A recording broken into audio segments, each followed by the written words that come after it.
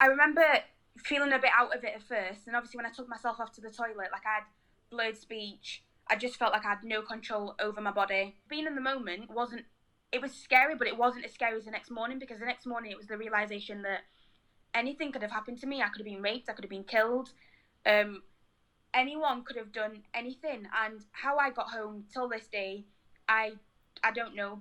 Up and down the country, in many university towns and cities, the issue of drink spiking occurs on a daily basis. Yet much of this crime goes unreported and therefore unrecorded in official statistics. Drink spiking is when food or drink is contaminated by alcohol or drugs without the consumer's knowledge.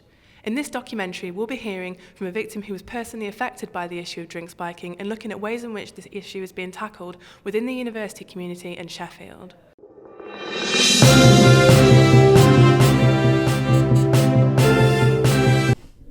What happened to you? I went out with one of my friends that I used to work with, someone that I would spend quite a lot of time with in general. So we'd go out for food, we'd go out for drinks, like it was normal. And we went to a place in Sheffield called Corp, and I'd gone out with him and his friends. So we went in, and I remember having a drink passed down to me. I can't remember exactly how many drinks I'd had. It wasn't enough to say, first of all, that I'd even be drunk, never mind in a state. And I remember going from feeling all right, and then he kissed me, and I thought, what the hell's going on? This is really weird. And took myself off to the toilet, and just thought, like, I just need to try and sort myself out. And got into the toilet, and it went from being 12 p.m. to Corp closing at about, I think, 4 o'clock in the morning. When there was a bouncer that came in, got me to open the door, and kind of walked me out. And I remember he was obviously holding me, like helping me down the stairs, but I was stumbling. Somehow got in a taxi, and somehow where I lived, I used to have like electric gates. And I just remember thinking, as long as I can get behind the gates and the gates close, I'll be fine. When I got into my house, I'd walked through the corridor, and I must have just passed out. Woke up the next morning. I was supposed to be presenting at a supermarket, and I'd not turned up to work.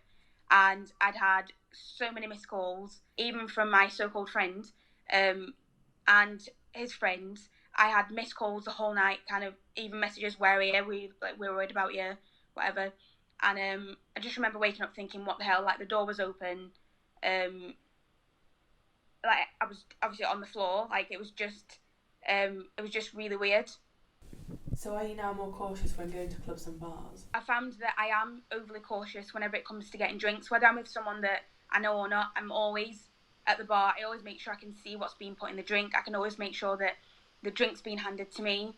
And obviously after that happened, like, my parents have me on Find Friends and my brother. So it's even having people knowing where I am at all times, just in case something does happen. Because obviously I lived on my own when that happened. And like, even now I live on my own. So just knowing I've got that security to know that if something was to happen, someone out there is going to know at least where I am, if not what's happened.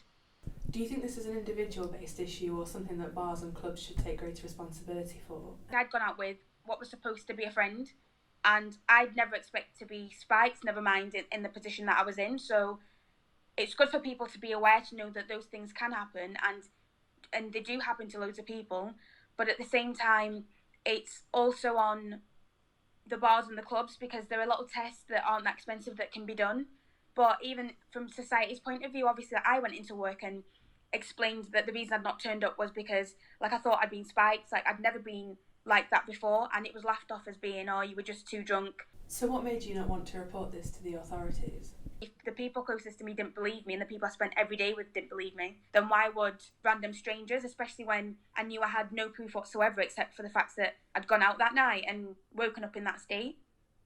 I didn't speak out at that point, but from that situation, if that was my so-called friend, there are people that go out there doing it to random people, knowing that they're waiting to attack them or to do anything. So even just knowing that someone can speak out and get someone aware, it could help someone, or it could save someone's life. So what did the stats tell us? A Freedom of Information request made by Sky News found a 74% increase since 2015, when only 103 incidents were reported. This crime still remains vastly underrepresented. We contacted South Yorkshire Police to find out what they are doing to tackle the issue. I'm Dr. Alan Billings and I'm the Police and Crime Commissioner for South Yorkshire. Whilst we understand that there has been an increase in the number of drink spiking incidents, we also understand that these are vastly underrepresented in the crime statistics. We wondered, how do you feel about this? We know that Sheffield has very large numbers of students there. We think perhaps as many as 60,000 people coming into the city. And we know that students like parties and they like a drink, they like to have a good time, that's fine.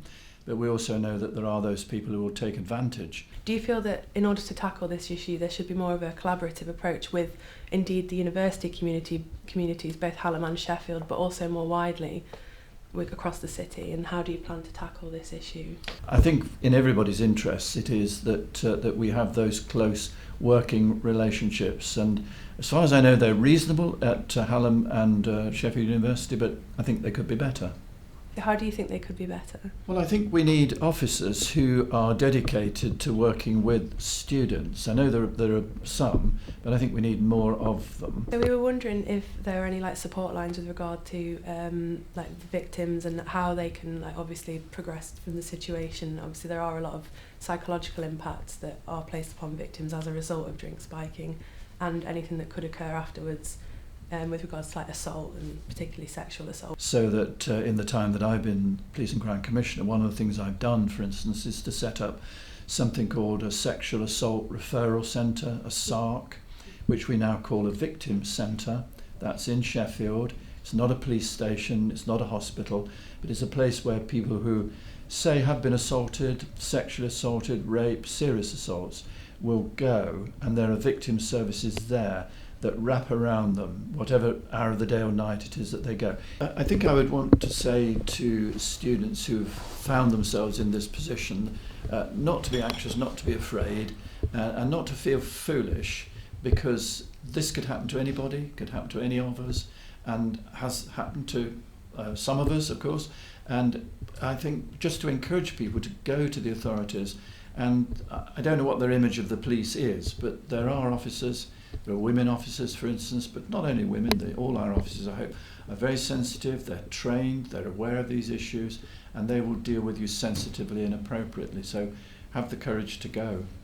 So we've just heard a citywide approach, but what's the University of Sheffield doing to tackle the issue? I'm Darren Matson, I'm the Welfare Officer at Sheffield Students' Union. It is the responsibility of bars and Sheffield Students' Union, as someone who has bars, to take responsibility and do stuff to tackle spiking. And we have a number of initiatives in our club nights and in our bars to make sure that people stay safe. One of them is that you can ask for spikies behind the bar. So these just pop in the bottle of your drink, bottle lid in the drink, and you put your straw in, and it means that people can't slip whatever they need to slip into your drink. We have trained security guards who, as part of their training, do a course around drug use, and that includes being spiked and the kind of conventional drugs that are used in spiking attacks. So they're trained in how to spot it and what to do in those situations to help the person who's been spiked. Ask for Angela initiative as well. So this is a citywide initiative where if you're feeling uncomfortable about something on a date, say, or at the bar, or you think you might have been spiked or you might be in danger, you ask one of the bar staff for Angela, and they will help get you to safety. There are support services within the university and the Students' Union that can be accessed depending on how they want to take the case forward.